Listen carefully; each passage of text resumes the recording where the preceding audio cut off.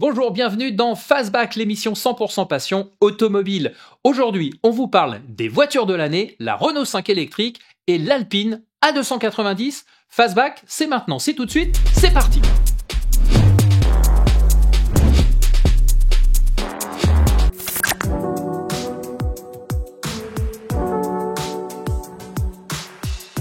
Alors oui, effectivement, ça peut paraître surprenant, mais je me ne suis pas trompé, c'est bien les voitures de l'année 2025 que sont la Renault 5 électrique et l'Alpine A290. Alors, comment est-ce possible, vous allez me dire?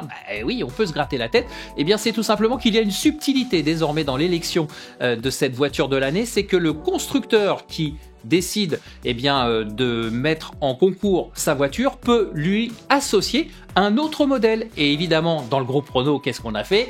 On a amené la Renault 5 en avant et dans la foulée, on a balancé l'Alpine A290. Comme ça, lorsque le jury, les journalistes européens qui ont voté et qui ont donné leur voix pour la Renault 5 Alpine, eh bien par conséquence et par rebond, donnaient également leur voix à l'Alpine A290. Maintenant, la question que l'on peut se poser, c'est tout simplement, est-ce que l'Alpine A290 mérite, elle aussi, ce titre de voiture de l'année? Parce qu'on va pas se mentir, le jury européen a voté avant tout pour la nouvelle Renault 5 électrique. Eh bien, c'est justement ce que l'on va voir et on va commencer tout de suite par l'esthétique de ces deux voitures. Alors, côté esthétique, vous le savez, la Renault 5 électrique qu'on vous a présentée il y a quelques temps maintenant sur la chaîne et sur l'émission Fastback, elle nous avait un petit peu tapé dans l'œil et le moins qu'on puisse dire quand même, c'est que cette ligne était réussie. Elle faisait de subtiles allusions à la Renault 5 ancestrale, la première du nom, notamment avec ses phares carrés, et on pouvait se poser la question, qu'allait devenir cette R5 électrique,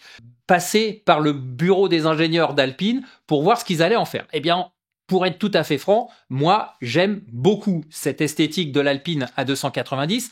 Elle a des boucliers spécifiques qui lui font un petit peu grandir le véhicule. On parle de 7 cm de gagné entre le bouclier avant et le bouclier arrière. Elle a des ailes élargie. Là aussi, elle s'amplifie de 5 cm par rapport à la Renault 5 et elle campe également sur des jantes de 19 pouces.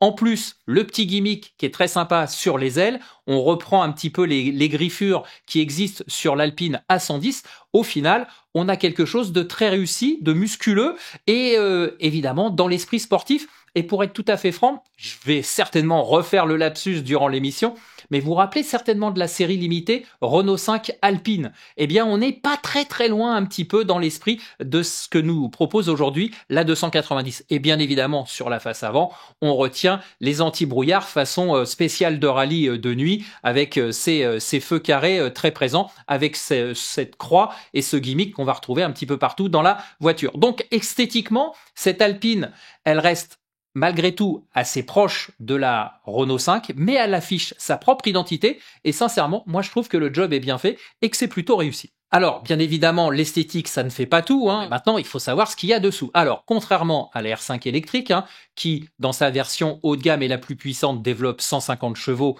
et on attend maintenant des déclinaisons inférieures, 120 voire 100 chevaux, pour permettre une accessibilité tarifaire plus large à un plus grand public, eh bien, l'Alpine A290, elle monte un petit peu en grade, puisqu'elle aura 2 propositions à vous offrir lorsque vous irez la découvrir, 180 chevaux, ou 220 chevaux. Et 220 chevaux, c'est le modèle qui nous a permis de réaliser cet essai. Alors, pour cela, il y a quand même eu du travail aussi au niveau des ingénieurs sous la carrosserie, puisqu'on a un berceau spécifique à l'Alpine. On a également, face à cette puissance accrue, travaillé sur les voies. Les voies ont été élargies de 6 cm, histoire de camper un petit peu plus la voiture au sol. Et on a surtout redéfini les suspensions pour que ça puisse s'adapter et contenir la puissance. Côté puissance, donc 220 chevaux pour le modèle qui nous intéresse aujourd'hui. C'est pas non plus démoniaque, c'est tout simplement la motorisation de la Mégane E-Tech. Et ça reste, par exemple, si on doit comparer à une voiture électrique du même gabarit ou de la même inspiration, on va penser à la Mini John Cooper Works qui, elle, développe en électrique 258 chevaux. Mais bon, ça, c'est un autre débat. Maintenant, que se passe-t-il lorsque l'on passe à l'intérieur et donc Dans l'habitacle de cette Alpine, eh bien évidemment, on va pas se mentir, on a l'impression de connaître déjà cet habitacle. Alors oui, effectivement, on ne s'est pas trop cassé la tête pour des raisons de coût évidentes. Dans l'Alpine, on retrouve quasiment la même planche de bord que dans la Renault 5 électrique. Cette Renault 5 électrique qu'on avait trouvée très agréable, très bien finie, assez sympa dans sa présentation et dans le choix des matériaux, et bien là, dans l'Alpine, ça monte un petit peu en gamme, notamment grâce au siège en cuir dans cette version haut de gamme que nous avons aujourd'hui à l'essai. Donc la présentation est tout de suite un petit peu plus qualitative. Au niveau des différences, il n'y a pas grand-chose, la planche de bord est identique. En revanche, il y a un truc très très sympa, c'est que chez Alpine, on a repris le gimmick du tableau de commande de démarrage de la voiture à l'identique de la 110. Sur l'Alpine, voilà, je vous l'avais dit, j'allais faire la confusion. Sur la Renault 5 électrique, on est sur un levier de vitesse au volant, vous savez, façon un peu Mercedes, où on sélectionne, on monte et on descend. Et ben là, tout simplement, on est au milieu sur la console centrale avec ces 3 boutons, donc le démarrage, la marche avant, le neutre et la marche arrière. Donc ça, c'est le petit clin d'œil à la 110 et je trouve que c'est plutôt bienvenu. Au niveau de l'affichage, on retrouve globalement les mêmes choses que dans la Renault 5, sauf que cette Alpine A290, eh bien, elle rajoute quelques petits voyants qui font que on est dans un esprit un petit peu plus sportif. On va avoir la surveillance de la température des freins, la température de la batterie, et puis sur le volant, vous avez ce petit magnéto qui est en bas à gauche. Eh bien, c'est le curseur pour la régénération au freinage. Plus vous le tournez, plus la voiture va freiner d'elle-même et la régénération va être importante. Ça fait un peu volant de Formule 1, c'est le clin d'œil évidemment à la marque Alpine. Pour le reste, on est en terrain connu avec notamment l'interface gérée par Google qui est hyper réactive, hyper pratique et de ce point de vue-là, les écrans sont suffisamment grands pour avoir quelque chose de vraiment pratique. Alors, vraiment pratique à une condition, c'est qu'il faut accepter d'y passer un petit peu de temps parce que c'est pas toujours évident de maîtriser tout de suite toutes les interfaces pour aller chercher dans le bon menu. Heureusement, sur l'Alpine comme sur la Renault 5 électrique, on l'avait salué à ce moment-là, on a quand même conservé des touches physiques et des raccourcis physiques qui sont un petit peu plus faciles à utiliser, notamment lorsqu'on est dans la circulation urbaine. Et puis, comme sur la Renault 5, bien vu également la touche raccourci pour enlever les assistants de sécurité qui au bout d'un moment vous prennent la tête, à savoir le dépassement de la vitesse et le maintien dans la voie. Ça c'est insupportable, je suis désolé de le dire comme ça, mais c'est vraiment insupportable. Donc là c'est très très bien vu de la part de Renault et d'Alpine. Donc on appuie 2 fois sur le petit bouton à gauche du tableau de bord et on est à peu près préservé de toutes ces intrusions intempestives. Bon, on a vu ce qui se passait à l'avant, on va pas s'attarder sur le sujet des places arrière, on en a déjà parlé sur la Renault 5 électrique. Il y en a certains d'entre vous qui ont réagi à notre émission en disant que effectivement on s'attardait un peu trop longtemps sur cette problématique, mais désolé, quand on a 5 portes, ça veut dire qu'on est censé convoyer des personnes à l'arrière, et clairement l'Alpine ne fait pas mieux, voire moins bien même, que la Renault 5 électrique au-dessus d'1m80, c'est une punition, et encore une fois, 3 adultes à l'arrière, c'est juste impossible.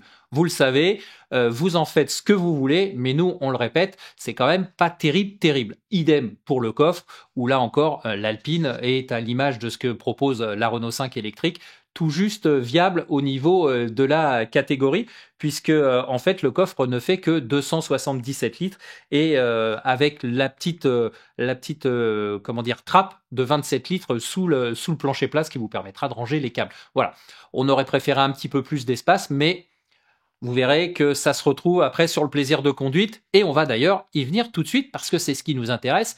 Que démontre cette A290 par rapport à la Renault 5 électrique? On passe tout de suite à la conduite.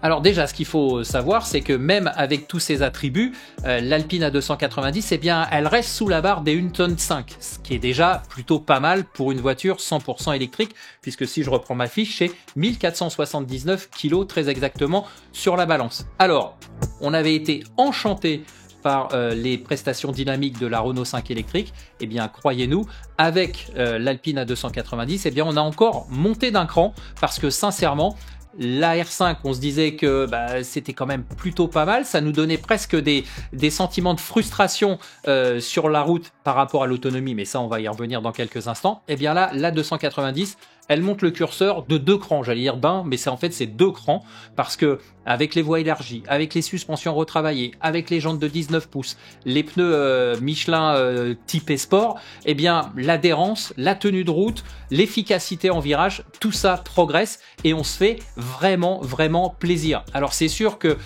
comme je vous le disais tout à l'heure, 220 chevaux de puissance, ça fait beaucoup, mais au final, quand on regarde les qualités dynamiques de cette Alpine, eh bien on se dit que là encore, elle pourrait supporter bien plus. Alors est-ce que ça sera le cas? On l'a vu par exemple dans la gamme Renault avec le Rafale, pour ne parler que de lui, qui était sorti en 200 chevaux. Là, on a sorti une version 300 chevaux avec les 4 roues motrices, avec le système Ford Control. Je ne sais pas si ça viendra un jour ou pas de série sur une Alpine, mais clairement, au niveau du châssis et des qualités dynamiques, elle peut supporter bien plus. Le problème, parce qu'il y en a un, eh bien évidemment, on va y toucher du doigt tout de suite, c'est l'autonomie. On avait été un peu déçus par la Renault 5 électrique, eh bien là on est franchement déçus par l'Alpine A290. Non pas que ça soit un vrai problème, un vrai handicap, mais quand on est sur route, qu'on se fait plaisir, qu'on est au volant d'une telle voiture, on a envie de jouer plus longtemps. Voilà, c'est tout simplement ça. Donc, si vous voulez, pour des déplacements quotidiens, ça fera à peu près le job, même si je vais vous donner les chiffres, l'autonomie n'est pas extraordinaire, mais quand on se fait plaisir, qu'on chatouille un petit peu l'accélérateur et qu'on a un terrain de jeu idéal, cette Alpine 290, au bout d'un moment, elle s'arrête et c'est tout simplement frustrant parce qu'on voudrait prolonger le plaisir, tout simplement. C'est pas une critique pour dire que la voiture est mauvaise, c'est simplement que on vous fait toucher du doigt un truc qui est super et puis au bout d'un moment, paf, on vous tape sur la main en disant top, c'est fini. Non, je voudrais continuer. Non, c'est fini. Alors de fait, eh bien, on a au niveau de l'autonomie une autonomie assez limitée puisque on va se retrouver au niveau des 378 km, ça c'est vraiment pour une utilisation mixte, en étant très raisonnable, etc. Par contre, quand on est sur quelque chose de plus dynamique, eh bien, on dépasse à peine la barre des 200 km. Alors ça, c'est un petit peu dommage. Ah si, j'ai oublié de vous préciser un petit truc. Alors là, c'est vraiment pour le gimmick. Sur le volant, vous avez une touche Overboost. Vous voyez, c'est la petite gâchette rouge là qu'il y a au-dessus de la branche droite du volant. Eh bien, cette gâchette Overboost, c'est en gros comme un effet kickdown. Ça supplante pas les performances de la 290. Ça vous permet juste de jouer. Et encore une fois, c'est un clin d'œil à la Formule 1 puisque vous le savez, il y avait sur les Formule 1 la possibilité de bénéficier d'un ultra boost pendant quelques secondes. Là, c'est pareil. Mais si vous appuyez et que vous écrasez la pédale, vous aurez le même résultat. Voilà. Bon, c'était pour le petit clin d'œil que j'avais oublié de vous signifier. Alors, on a vu l'autonomie, on va voir maintenant le temps de recharge. Alors les recharges, eh bien ça reste à peu près correct. Elle embarque une batterie de 52 kW de capacité utile, cette A290. Donc les temps de charge sont identiques à la Renault 5 électrique. Si vous rechargez chez vous, ça sera plus de 24 heures. Sur une borne de 11 kW, ça sera à peu près 5 heures. Et sur une borne de 100 kW minimum, eh bien, pour passer de 15 à 80% d'autonomie récupérée, ça sera à peu près 30 minutes. Voilà, c'est des valeurs usuelles. Et encore une fois, on rappelle que tout est donné pour vous faire passer de 15 à 80 et ensuite libérer les bornes. C'est là où vous êtes le plus efficient, dirons-nous. Même si, quand on est allé chercher les voitures au Parc Presse, on était courant fin janvier, début février, et que la température ambiante était pas terrible. Et on s'est inquiété du côté du Parc Presse de nous dire, vous faites pas de trucs sur les comparatifs d'autonomie, etc. Non, parce que comme il fait froid, les valeurs annoncées, en fait, vous les retrouverez pas, parce que en gros, il faut compter 20 à 25% de baisse par rapport aux chiffres annoncés. Vous voyez ? Donc là, on commence à ouvrir le parapluie. Et je ne sais pas si vous avez entendu la nouvelle pub du groupe Volkswagen, où à la fin de la présentation d'un modèle électrique, on dit que les données en électrique sont variables en fonction de différents paramètres. Donc vous voyez, on commence maintenant à intégrer le fait que oui, c'est vrai, les batteries ne fonctionnent pas de la même façon quand il fait froid et quand il fait chaud. C'est à prendre en considération et c'est dommage, mais c'est comme ça. Et le dernier exemple, c'est que moi, quand je suis rentré chez moi au terme de l'essai, Le soir, j'ai garé la voiture, c'était la Renault 5, j'avais 65 km d'autonomie. Le lendemain matin, il faisait 2 degrés. Ben, quand j'ai démarré la voiture, j'en avais plus que 39. Alors effectivement, une fois que la batterie a chauffé, j'ai retrouvé un petit peu d'autonomie et j'ai retrouvé un petit peu de valeur, mais je suis jamais revenu aux 65 km que j'avais le soir en coupant le contact. Voilà, la parenthèse est fermée. Et désolé pour les grincheux qui vont nous dire qu'on est contre l'électrique, c'est pas du tout ça, c'est simplement une constatation de faits réels. Allez, on va parler maintenant du chapitre tarifaire, puisque évidemment c'est là où on attend les deux protagonistes, ces deux voitures de l'année. Pour rappel, la Renault 5 électrique en version iconique, son prix de base c'est 35 490 €. Et cette Alpine A290, eh bien évidemment, je ne vais pas vous surprendre, elle est un petit peu plus chère, voire carrément plus chère, puisque notre version GTS, elle vaut 44 700 €. Donc autant vous dire que ça fait un petit peu cher. Alors évidemment, on va déduire le bonus écologique, mais attention, le bonus écologique, c'est plus celui que l'on connaît, c'est l'an passé. Maintenant, le bonus écologique, il est référé à vos revenus imposables. Donc, c'est 2 000, 3 000 ou 4 000 €. Donc, c'est pas forcément 4 000 € systématiquement. En fonction de votre revenu, ça sera peut-être 3 000 ou simplement que 2 000 €. Donc, c'est vrai que le tarif est un petit peu conséquent, mais globalement, par rapport à la concurrence, elle est, on va dire, un petit peu dans le move, surtout si on la compare à la Mini électrique. Voilà. Donc, au final, est-ce que cette Alpine A290 mérite son titre de voiture de l'année ? J'allais dire oui et non. Oui, parce que sincèrement, si on parle voiture de l'année, plaisir de conduite et agrément, cette Alpine A290, elle est vraiment très très très sympa et encore une fois, je le répète, elle pose le curseur du plaisir de conduite encore un peu plus haut que la Renault 5 électrique, qui elle ne décevait pas sur ce point.